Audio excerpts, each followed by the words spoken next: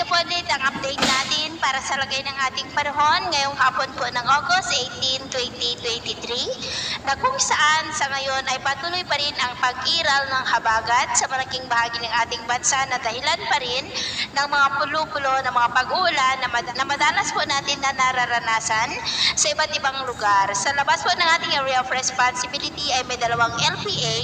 pero mababa naman ang tsansa ng mga ito na maging bagyo, lalo na ang direktang makaapekto dito po sa ating bansa. At sa atin naman pong long range forecast ay consistent pa rin naman na walang bagyo na namamataan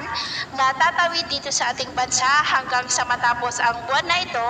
pero posible pa rin ang pamumuo ng mga sama ng panahon sa mga susunod pa na araw na siyang lalong magpapalakas ng habagat. At sa lagay ng ating panahon ngayong hapon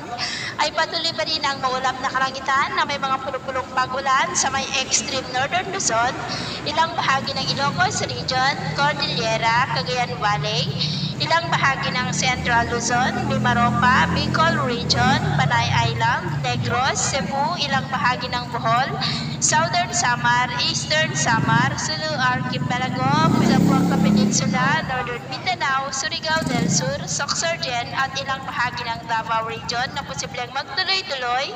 ang mga isolated rains sa ilang mga lugar hanggang mamayang gabi. Kaya mag-ingat pa rin po tayo sa posibleng banta ng mga pagbaha at pagguho ng lupa, lalo na at posibleng may kalakasan ng mga pag-ulan sa ilang mga lugar. Epekto pa rin po yan ng habagat. At sa atin namang mga baybayin, wala naman po tayong nakataas na anumang gale warning signals, pero iba yung pag-iingat lamang po kung papalaod tayo para mas makaiwas sa mga sakunang